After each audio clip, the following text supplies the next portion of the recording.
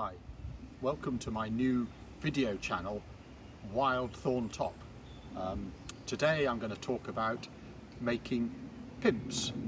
A pimp is a small version of a faggot, and a faggot is a bundle of sticks which is bound together and used as fuel, rather than, in addition to the logs, you can use bundle small sticks together to make quite a good fuel for your fire. Yesterday I was clearing this bit of the garden and I had a very large box hedge here which is overgrown, as you can see, a couple of metres into the lawn. I put the rabbits there now, but I've lost, as you can see, about 2 metres of lawn which I would like to reclaim. So I've cut everything back, as you can see. I'm hoping that will now regrow and I'll keep it contained just as a hedge. But that's now left me with a bit of a problem, because I've got all this box brushwood. I put what I can in the green bin. As you can see, I've still got loads to go. And it occurred to me, as I was bundling this into the green bin, it would actually make very good fuel. It'd be ideal material for making pimps.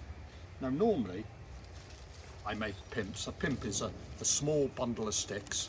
Here's one I've made out of my old shavings from my various woodworking projects. Bundle them together, tie them, let them dry, and then you've got a really good fire lighter source of fuel. And here's one that I made out of this brushwood. At the moment, very green, quite heavy, but I'll let that dry over the summer, and by next winter that will be a beautiful, I hope, beautiful dry source of fuel. Excellent fire lighter, good fuel that will burn very hot. So anyway, how do I make a pimp? Well, you start off with this brushwood. Follow me. Take some of this with me up to my shed.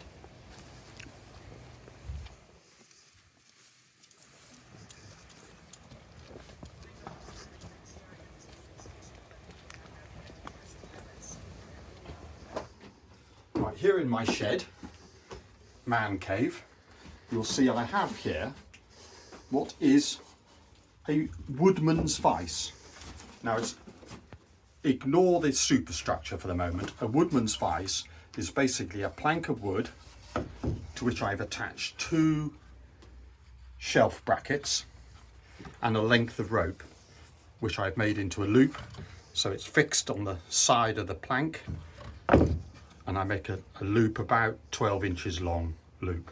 Okay, the next thing you do, you have to fix it firmly to my bench. To do that, I'm going to use a couple of bench hooks. Excuse the noise. And that's solid there. Okay, so on top of my woodman's vice, I've built a little hopper, slightly angled. It's exactly, the internal dimension is exactly 12 inches, because I want to make a 12-inch pimp, because that will fit most people's. It's a nice handy size, and it will fit most people's fireplaces. So I've added the hopper on top, and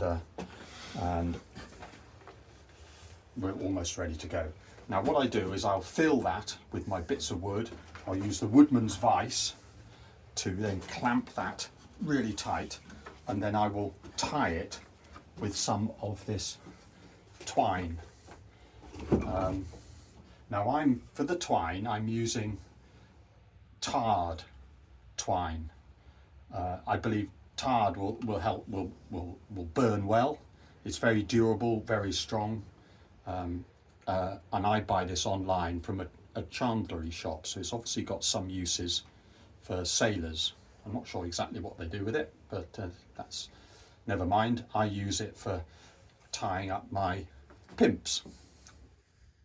So first thing I need is a whole load of, I need to cut lengths 24 inches of this. To do that quickly, I got a 12-inch board. I simply place on the board and I wind round however many lengths I want. I'll probably, for this demonstration, I'll do half a dozen. winding round to there. Then I will get my Stanley knife, taking off the guard, and cut through those. And that gives me half a dozen 24-inch lengths. I'll hang those up there now until I need them. Right, so the other thing to notice, in this Woodman's Vice, I have cut a slight groove in the bottom there. Now that's simply, when you, later on, that will enable me to actually, to pass the twine under the bundle of twigs. Now I start off, I just put the twine there, underneath everything else, and then lie the flat. So I'm now ready to go. With a pimp, it's a good idea to have a mixture of thick and thin. So what I tend to do is to start each one, I pre-cut some of the really thick bits of box into 12-inch lengths. So I'll put a couple of them in the bottom. It's good to have a bit more larger diameter wood in there to give it a bit of body. And then I grab one of these box fronds, and then simply I start chopping. So I chop it so that it goes into the hopper. So if you've got some side branches, it's a good idea to perhaps cut them, otherwise it does spring out a bit, and doesn't really matter because it's all going to get crushed together at the end, but it helps keep it in the hopper if it's not too springy. So there we go, that's the first one. Let me get another one in there now. Here's a couple of fronds. Chop them in there. You need very sharp secateurs for these. I've just sharpened mine, but really some of these branches are at the limit of what I can cut with them at the moment. But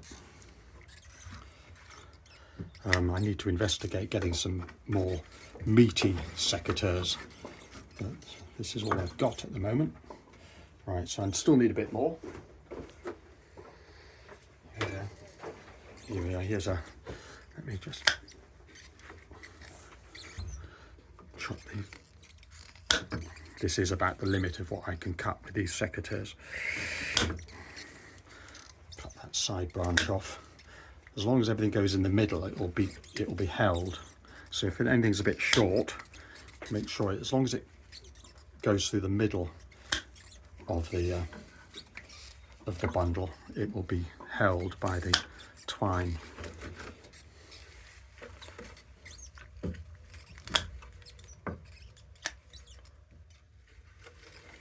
There we go, I think that will do. Get it right inside the hopper. There we go, I'll put another couple of these in just to eke it out. Right, now I get my loop over there, I get my baton, hook it under the bench, and then by levering down, you see how I'm really getting that bundle tight.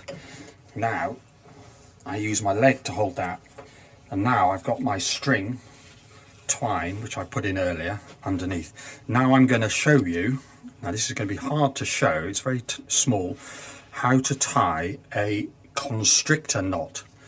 Now of course if you go on Google and Google constrictor knot, it will show you exactly how to tie one, probably a lot easier than I can.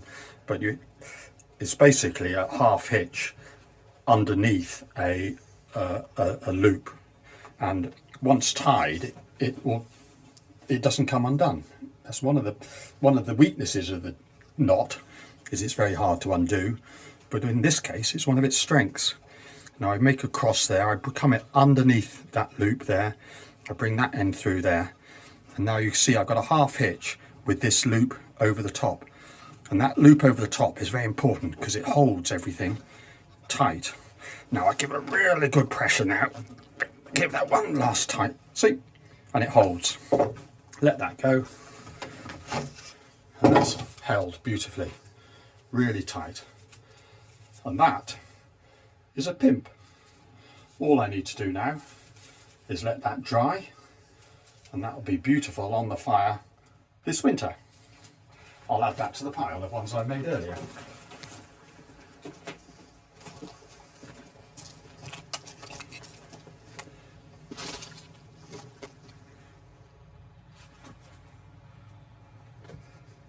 Okay, so thanks for watching this video on wild thorn top.